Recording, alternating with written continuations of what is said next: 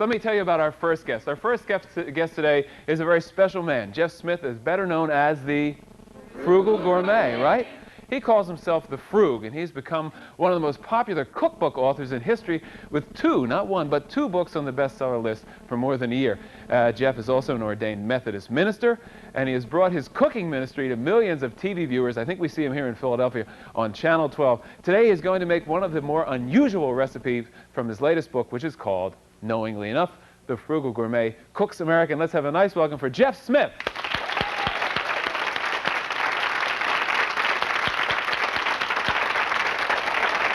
Good morning. Hello, Jeff. It's very nice to see you. I will not employ the FBI. I won't do anything like that. I am not a cook. How are you? I am a host. I'm fine. Yes, it's good. A pleasure to Good. meet you. Thank you. Thank I you. want to say right now, my mother is one of your biggest fans. She's much smarter than you are, that's for sure.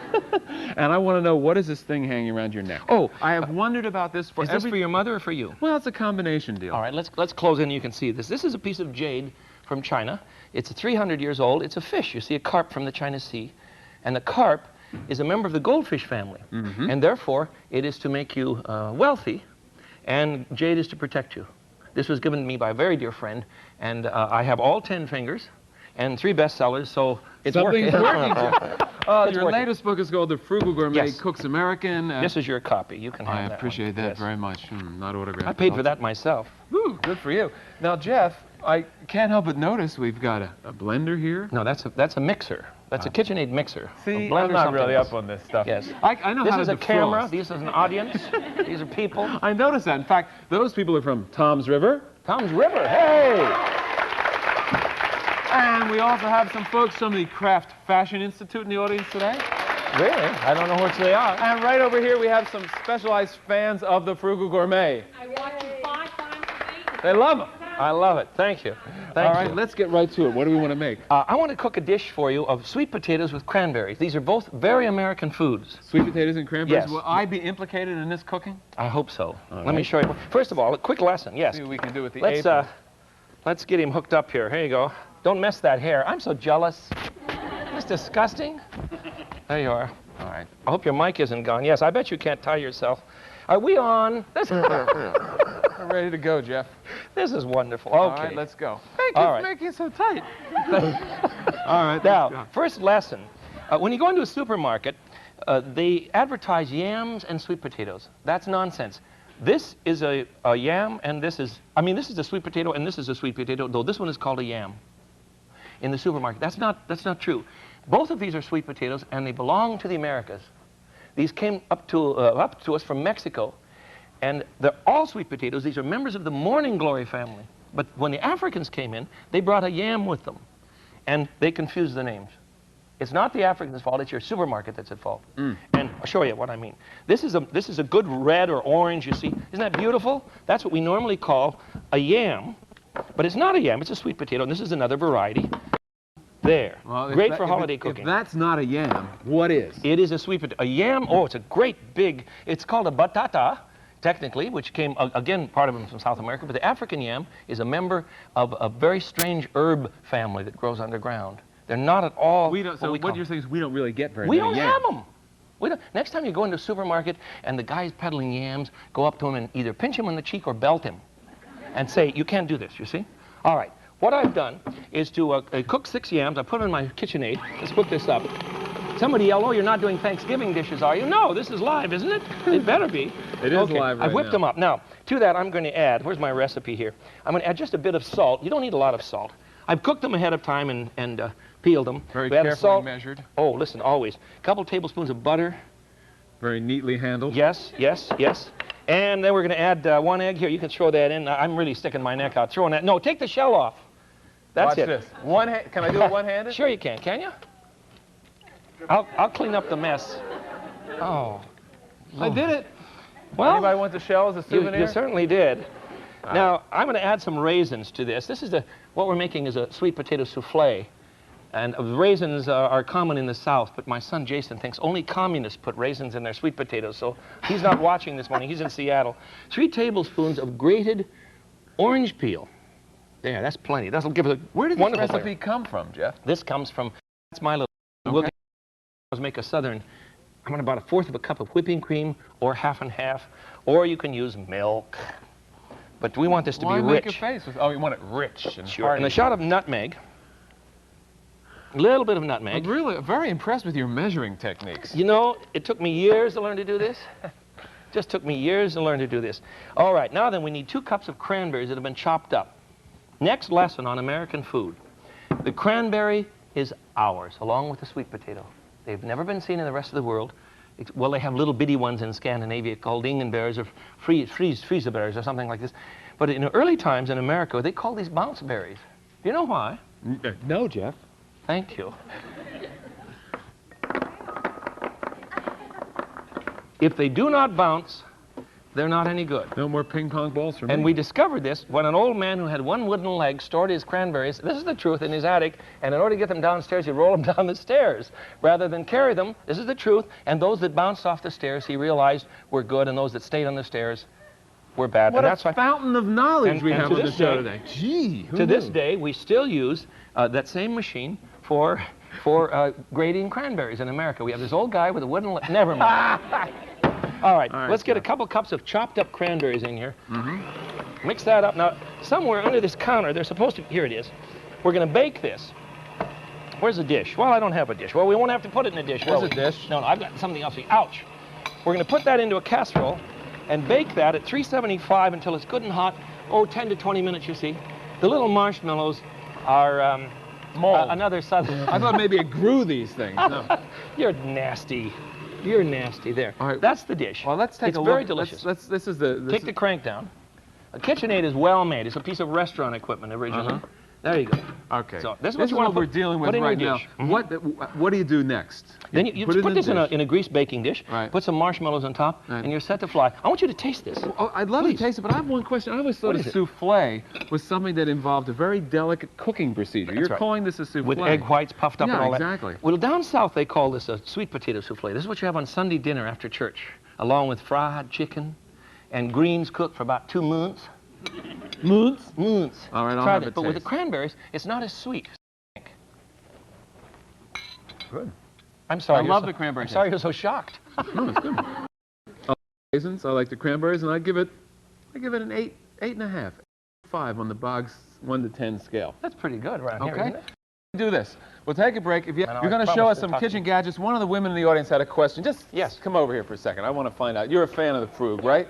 Hi, what's your name? Wendy Isaacs. Wendy, good to have you here. Just step in. What's your question for the Frug? My question is, how do you learn that technique? I see you have a frying pan of flipping the Yes. ingredients in there. I'm sorry, I don't have any to show you right now. The secret, is it Wendy? Is to be sure and leave the pan sitting forward. Most of us tip it back when we want to throw things, and they go right over our shoulder. Tip it forward, and the stuff will automatically begin to slide to the center of the pan, the front of the pan, right? It's at that point that you simply give it a little flip. Let it slide forward first, give it a little flip. Unless you're using frozen peas, it'll work fine. Thank you. That's all there is to it. Wendy, thank you very much. That's a nice question. Thank you. All right, we got some of your favorite devices, and we're going to show a special brownie recipe, and we'll take some phone calls. So where do you want to start? Gadgets? Gadgets. All right. Gadgets. Actually, gadgets are to replace the old people that we had in the kitchen, actually the old slave days, literally. And in our time, you see, nobody can afford domestic servants, and we refuse to do what George Washington and Tom Jefferson did. They ran their kitchens with slaves. So in our time, we find other things that will work beautifully. My favorite domestic servant, which takes the place of at least 14 people in your kitchen, is a Kitchenaid. This is a wonderful piece of equipment. I've never done a television show without one of these, because I have to do my own cooking. And this takes the place of a lot Even of like help. if you were on the Tonight Show, you would have that with you, like sitting next to you in a chair? I doubt that Carson would allow me to cook much, but That's I probably would have true. it there. Yeah, So sure. a KitchenAid #1. What's number It's a 2? great Christmas present. Number 2, Lord, I don't know. Here's my favorite, my gift this year for my friends. This is, let's prop it up with a cookbook here. This is a Cameron smoker. I just found this thing. It's a stainless steel pan, has a handle on it. This really sounds silly, Bill, but you see, it has a rack inside, these little bags of sawdust, and a pan, and underneath this pan, I hope you can understand this. Underneath this pan, you put some sawdust. Then you put the drip pan, then the rack, put a couple of trout on this, put it on a hot burner, close it up, turn on the kitchen fan, and in 15 minutes you have fresh, smoked, hot What a great trout. idea. It is murder. But there is one key thing. What is it? 2 words. Kitchen fan. Smoke, smoke, smoke. Yes, You need exhaust. Otherwise, do this out in the backyard with the neighbor dog. stand nearby. That's a flavor injector. When I cook a turkey, I inject sherry and melted butter into it.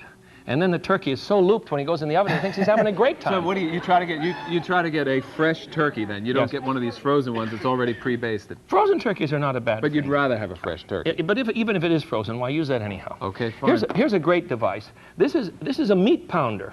Feel the weight on that. Now that's going to cost you about $20. Anna Miko could be using these for her exercises here. $20, huh? People do turn into this show, don't they? No, $20 for this.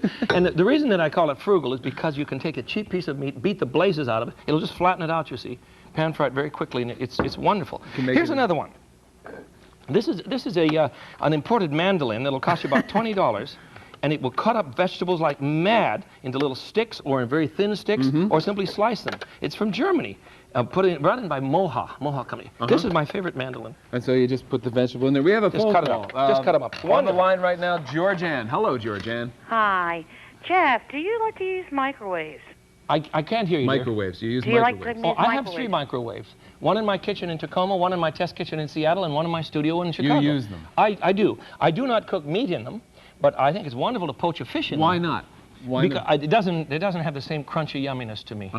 But you can do wonderful things with poaching or with vegetables simply by putting a fish, for instance, or some vegetables in a plastic bag, a good one, a heavy one that's for microwave, and instead of using water, throw in a little wine.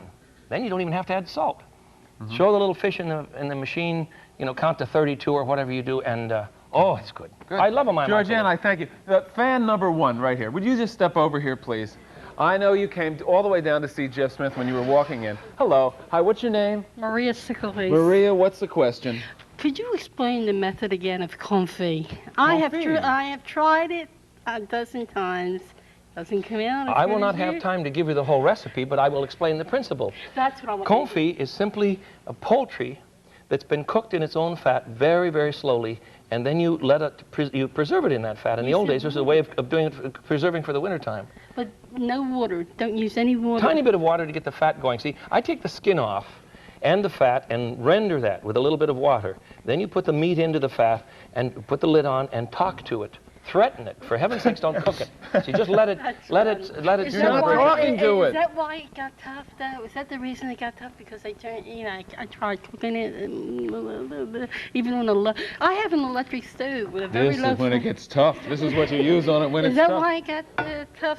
You didn't talk to Confit is in the second cookbook on wine. Do it very, very gently. I'll have to talk more with you to find out what your Thanks. problem Maybe is. after the show you could chat more. Okay, I'll be here. Actually, follow him back to Seattle. He'll show you the whole thing. We have Ray on the line right now. Hello, Ray. Hello, Jeff. Good morning. Yeah, I'm Bill. This is Jeff. Yes. Jeff? Go. Jeff, Yes, how are you? I'm fine. Okay, I'm very interested to know what types of hot peppers are available in jars that you would consider to be the hottest around. This is Hot Something peppers, that you could use on maybe like a cheesesteak or a hoagie. hot peppers available where? in the Philadelphia area. I What have would no be- idea, sir. But the question I'm a is what, Seattleite. what types are available in jars? or cans? Well, my favorite is simply no, don't, not yet, not yet. It is hot. My favorite is simply a jalapeno. You can buy them either pickled, if you wanted hot ones, buy them either pickled or you can buy them in the markets. Or go down to the Italian market. And they have peppers, on every block there are 5 or 6 different kinds. Remember that you need to ask the merchant, is this hot, is this mild, is this a salad pepper? And go from there. And if your cooking is a little flat, buy a jar of Victoria brand jalapeno salsa. And then stand back because it'll rot your pots, it'll ruin your forks, and it's heaven. But Great stuff. It's great on the Oh, old... it's murder. Right. It's murder. You got a giant pepper mill around here. That was for you. Really? What happened to it? Oh, there it is. I knew I had seen it before the show. What's it? Well, I was told you like peppers. I went down to Fonte's in the Italian market. They have the best selection of cooking gear in town, and I said, give me the most outrageous thing you can have for a pepper lover. And I had to carry this to the studio. I felt like Easter Sunday. That's just, Well, I didn't put any. No, that's my peppers. question. Isn't that crazy? Does this, because it's so huge, does it make any difference in the size? No, not at all. Not at all. All right. This is not at all. This is no more functional than a smaller one. There's only but one. It's a kick. There's only one problem with this. What is it? You're having a romantic dinner. Yes, The yes. waiter leaves this on the table. Yes. Right between the two of you. Yes, dear. No, and you dear. stand up and you say, "May I give you some pepper, darling?" Why, you'd kill the poor dear. You better be careful. We've got. I like brownies. Virtually everybody likes brownies. You have, in my opinion, probably one of the most unusual recipes for for brownies I've ever heard of, and I want you to get to it right now. This is so complicated. And we're going to have audience samples and reactions. So. This is so complicated. I have one batch. Now watch closely. I have one batch of brownies, and I'm going to add to this 3 cans. This is American now. Chocolate is American. 3 cans of green chili chopped. Because when Cortez came to this country and found Montezuma drinking cocoa sauce, it consisted of, and I'll give you the recipe now, a broth, cocoa powder, vanilla, cinnamon, no sugar, and pepper sauce. I use Tabasco in my chocodal, as they call it. So I realized that peppers are very American. The brownie is very American. You just keep so on I mix mixing. this I'm up. going to hand out a few. Put 3 cans here. of peppers in your brownie mix. Bake that off and listen to them howl. It's simply delicious. I know it sounds inconsistent, but tell me what you think. Isn't that good? Did you try one yet? Your chicken? No, I haven't. I'm going to Chicken? try one, and over on this side of me, I've got a couple of audience tasters All right. who are going to give an honest reaction to brownies with... Green chili brownies. Well, it's not Alice B. Toklas. We'll be back. No, don't go. I'm waiting. I'm Isn't waiting that for it to good? kick in. No, it doesn't. It's not going to hurt. No, it doesn't. These peppers are not that hot, but you see, that wonderful pepper flavor goes beautifully with chocolate. Isn't that fascinating? All right, now, here are some We've got a Windsor over here. unbiased observers here. Your reaction? Usually brownies are real heavy. This is light and it tastes great. Your reaction? It's delicious. Right. And on the back row, stand up. It is good, but it's like spicy. Spicy. It's like spicy. Oh, you know, it has sort of like an afterburn to it. Afterburn. I'm yes. going to be interviewing Marla Hanson, and while I'm interviewing her, the back of my throat is going to be going, help! Oh, it's not either. You're all right. You're going to last. This You're is gonna last. this is Jeff Smith's book. It is called The Frugal Gourmet Cooks American. Jeff Smith. You can see him tonight at the King of Prussia Plaza upper level next to Stearns. That's it. There'll be a sign that says Stearns. He'll be standing right next to it like that. Jeff, it's a They pleasure don't to pay you meet for this, do they? No, this is all extra stuff. I hope so. Thanks a lot. You got to find a job, Bill. Help! We'll be back with Marla Hanson right after this. Oh, water!